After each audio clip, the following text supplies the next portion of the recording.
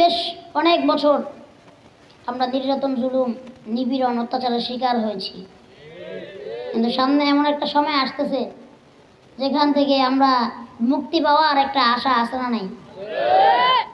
কিন্তু এইখানে আমাদের করণীয় আছে অনেক কিছু, ঠিক কিনা? আমরা স্বৈরাচারও দেখছি, জালেমও দেখছি,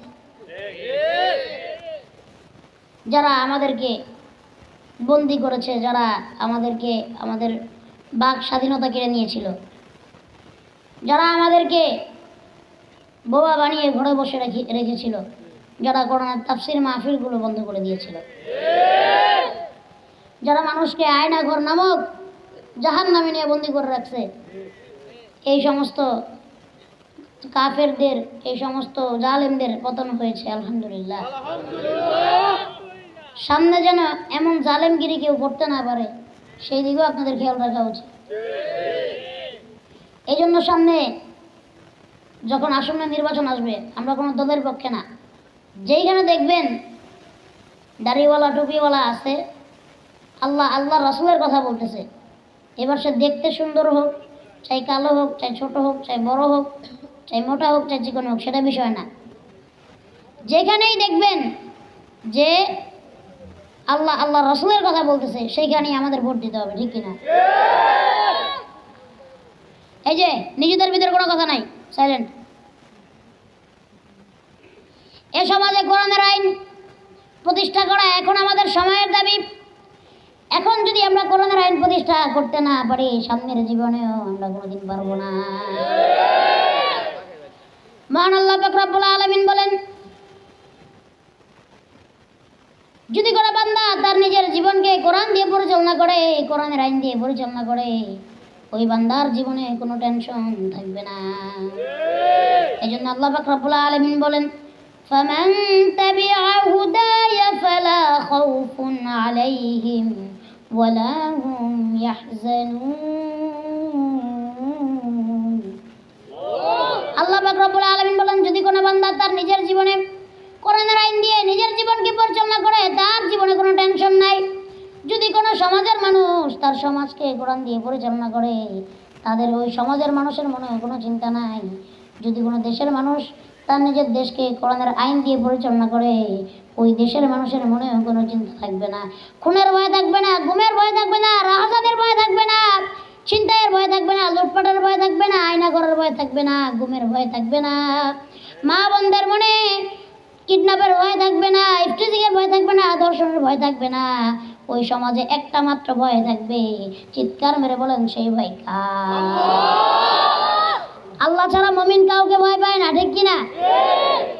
আমরা কিন্তু মুমিন, বেঈমান না। মুমিনের মাথা একমাত্র আল্লাহর সামনে নত হবে, এছাড়া আমাদের এই শির এই মাথা কারোর সামনে নত হবে না। আপনি কি এত সহজ মনে করছেন দুনিয়াটা? মুসলমান একমাত্র আল্লাহকে ভয় পায়, না কোনো আমেরিকা, না চায়না, না রাশিয়া, না পাশের দাদাদের দেশ ইন্ডিয়া। আমরা কাউকে ভয় পাই? আমরা ভয় পাই কাকে? এক আল্লাহ ছাড়া কোনো মাবুদ নাই। যদি এই আল্লাহ আপনাকে আমাকে বাঁচায় রাখেন, দুনিয়ার কোনো পরাশক্তির ক্ষমতা নাই আপনাকে আমাকে মারতে পারবে। আল্লাহ যদি বাঁচায়, দুনিয়াতে মারার ক্ষমতা কারো নাই। এই জন্য আল্লাহ পাক রব্বুল আলামিন বলেন, আমি এও জানি তোমরা যখন কোরআনের আইন দিয়ে নিজের জীবনকে প্রতিষ্ঠা করার চেষ্টা করবে, তোমাদের বাধা আসবে। যখন মানুষের কাছে দ্বীনের দাওয়াত দিতে যাবে, কোরআনের আইন কায়েম করতে যাবে, তখন তোমাদের অনেক বিপদ আসবে, বাধা আসবে, আমি এও ভালো করে জানি। যদি কোরআনের আইন কায়েম করতে গিয়ে, যদি ইসলামের দাওয়াত দিতে গিয়ে সব থেকে বেশি কেউ মাইর খেয়েছে, সব থেকে বেশি কেউ লাঞ্ছনা বঞ্চনার শিকার হয়েছে, সব থেকে বেশি কেউ কষ্টের শিকার হয়েছে, তিনি আপনার আমার নবী হযরত মুহাম্মদ রাসূলুল্লাহ সাল্লাল্লাহু আলাইহি ওয়াসাল্লাম, ঠিক কিনা? আমার নবীজি কতই না কষ্ট করেছেন কোরআনের দাওয়াত দিতে গিয়ে। এই যে মুরব্বি কোথায় যাচ্ছে বলেন তো? এটা কোনো কথা? 10 মিনিটও হয় নাই, মাত্র ওয়াজ শুরু হয়েছে, একটা লোক উঠে নাই, উনি উঠে গেছে। মুরব্বি কইলেও তো ভেজাল, এখন সব বুঝে। কইলি কথা, হুজুর মুরব্বি আছে না নাই? এখন কইলেই বুঝা লাগে, ঠিক কিনা? আবার আরেকজনে কয় হুজুর নতুন, বুঝছে না। এই যে একটা লাইনে কথা বলতেছিলাম, আপনারা উঠা বসা করলে লাইনটা তো চেঞ্জ হয়ে যায়, ঠিক কিনা? গলায় কি আওয়াজ নাই?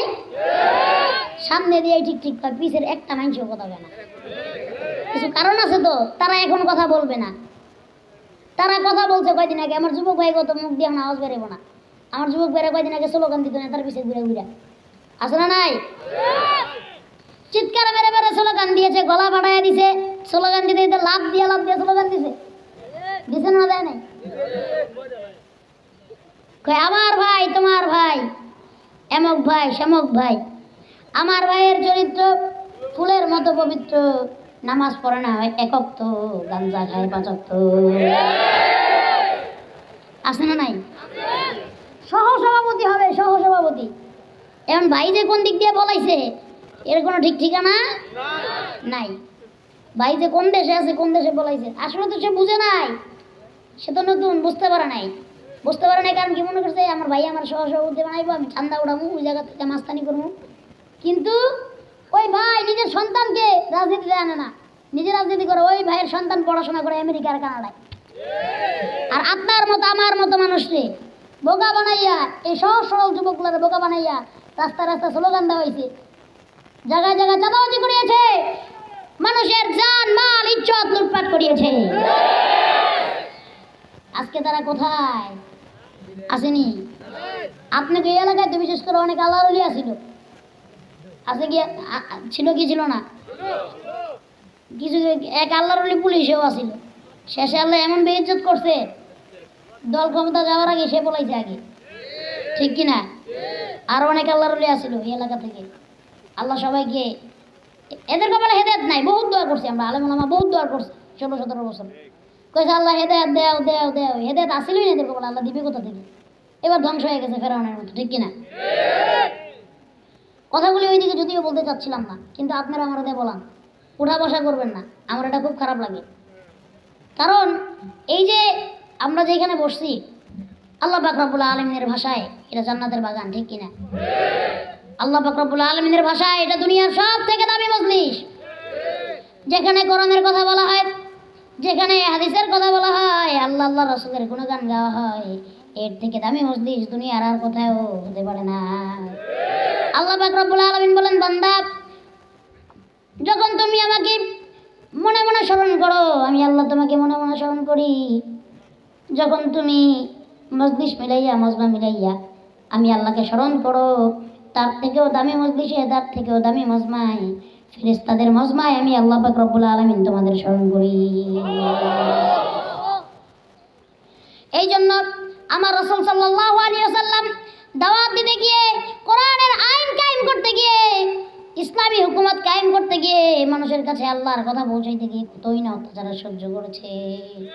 এই জন্য আল্লাহ বলে, আমি এও জানি তোমরা যখন কোরআনের দাওয়াত মানুষের কাছে পৌঁছাইতে যাবা, তোমরা যখন দিন কায়েম করতে যাবা, কোরআনের আইন কায়েম করতে যাবা, তোমাদের উপর অনেক বিপদ বাধা প্রতিপত্তি আসবে। আসবে কি আসবে না? আল্লাহ রাসূল সাল্লাল্লাহু আলাইহি ওয়াসাল্লাম দাওয়াত দিতে গেলেন তাইফের জমিনে। তাইফের কাফেরেরা সেই দাওয়াত তো গ্রহণ করলোই না, উল্টা আরো তাইফের মানুষদেরকে লেলিয়ে দিল আমার নবীর পিছনে, আমার নবীকে পাগল বলে আখ্যায়িত করলো। আর তাইফের ছোট ছোট বাচ্চারা যারা অনেক কিছু বুঝে না, তাদেরকে লেলিয়ে দিল নবীজির পিছনে। তারা পাথর নিয়ে আমার নবীর গায়ে এমনভাবে মারতে লাগলো, আর পাগল বলে হাসতে লাগলো, মারতে লাগলো। আমার নবীজির পোড়া শরীর দিয়া এমনভাবে রক্ত বের হয়েছে, নবীজির সারা শরীরের জামা কাপড় সব ভিজে গিয়েছে। জায়গায় জায়গায় নবীজি অজ্ঞান হয়ে গেছে। তারপরও তারা অত্যাচার বন্ধ করে নাই, একবার অজ্ঞান হয় আবার উঠে আবার মারে।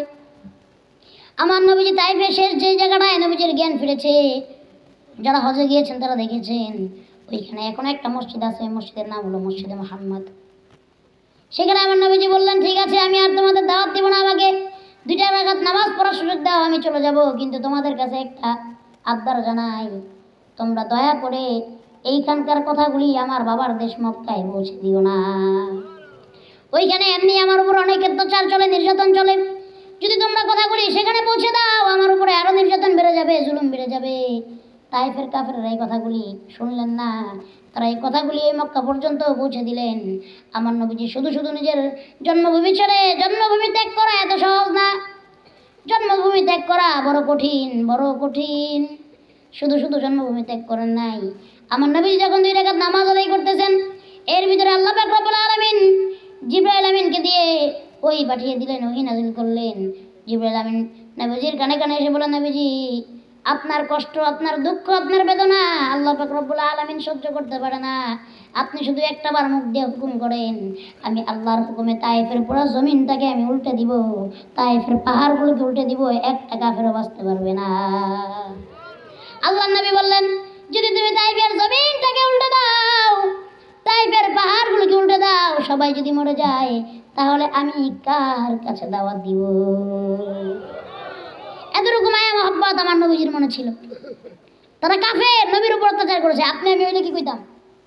কইতাম দেও উল্টে সব কিছু মরে যাও সবাই, ঠিক কিনা? আমার উপর অত্যাচার করছে, আমার মারছে, সব উল্টে দাও, মরে যাক সব, আগুন লাগাই দাও। বলতাম কি বলতাম না? নবীজি এই কথা বলেন নাই? নবীজি বলেছেন, তুমি যদি তায়েফের জমিনটাকে উল্টে দাও, পাহাড়গুলোকে উল্টে দাও, সবাই মরে গেলে আমি কার কাছে দাওয়াত পৌঁছাবো? কতটুকু দরদ তার ছিল উম্মতের জন্য, ঠিক কিনা? শুধু তাই না, আমার নবীজি শুধু একাই না, নবীজির সাহাবীরা পর্যন্ত ইসলাম কায়েম করতে গিয়ে কত কষ্ট, কত যন্ত্রণা সহ্য করেছে। এই জন্যই তো আল্লাহ পাক রব্বুল আলামিন ঘোষণা দেন আর বলেন, ওয়া কানা হাক্কান আলাইনা নাসরুল মুমিনিন। আল্লাহ পাক রব্বুল আলামিন ওয়া কানা হাক্কান আলাইনা নাসরুল মুমিনিন। যখন মুমিন বান্দা দিনের দাওয়াত দিতে গিয়ে বিপদে পড়ে যায়, ইসলাম কায়েম করতে গিয়ে বিপদে পড়ে যায়, ওই সমস্ত বান্দাকে সাহায্য করা আমি আল্লাহর জন্য ওয়াজিব হয়ে যায়। সুবহানাল্লাহ বলবেন না? বলেন, সাহাবীদের কি কোনো মোহ ছিল? রাসূল সাল্লাল্লাহু আলাইহি ওয়াসাল্লামের কোনো মোহ ছিল? তারা কি দুনিয়া চাইছে? তারা কি চেয়েছে আমি অনেক বাড়ি গাড়ির মালিক হব, অনেক ঘোড়া থাকবে, হাতি থাকবে, অনেক সম্পদ আমার থাকবে? এগুলার কোনো কিছুর মোহই তাদের ছিল না। তারা একমাত্র আল্লাহর জন্য, আল্লাহর দিন কায়েম করার জন্য দুনিয়াতে কষ্ট করেছে। এই কষ্ট আপনাকে আমাকেও করতে হবে। আল্লাহর দিন এই দুনিয়াতে কায়েম করতে হবে। এই জন্য যদি আমাদের আঘাত খাওয়া লাগে আঘাত খাবো, রক্ত দেওয়া লাগলে রক্ত দিব, জীবন দেওয়া লাগলে জীবন দিব। কারা কারা রাজি আছে? দিলে হাত রাখো, আল্লাহু আকবার।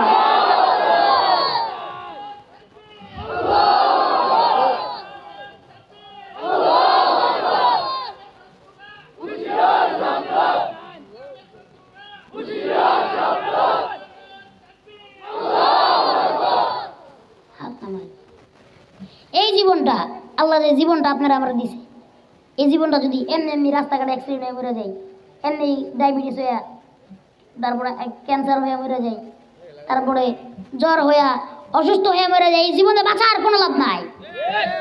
এই জীবনটাকে আল্লাহর কাছে দোয়া করেন, আল্লাহ রাস্তাঘাটে মুখ দিয়েন না, ওই ক্যান্সারে ফেলায়, হাসপাতালে ফেলায় আমাকে মেরেন না। এই জীবনটাকে আল্লাহর রাস্তায় কবুল করেন। যখন আল্লাহর দিন কায়েম করতে গিয়ে ওই বুলেটটা আসবে, বুলেটটা যেন কারোর গায়ে না লাগে, যেন আমার বুকে আগে লাগে, ঠিক কিনা? এই জন্য আমি বলি, দিন কায়েম করতে গেলে আপনাকেও কষ্ট সহ্য করতে হবে, আমাকেও কষ্ট সহ্য করতে হবে। তাকায় দেখেন, ওই যে ইমারতে আফগানিস্তানের দিকে, ওইখানে আমেরিকা কতগুলো বছর, প্রায় কতগুলো বছর, 20টা বছর সেইখানে যুদ্ধ করেছে আমেরিকা।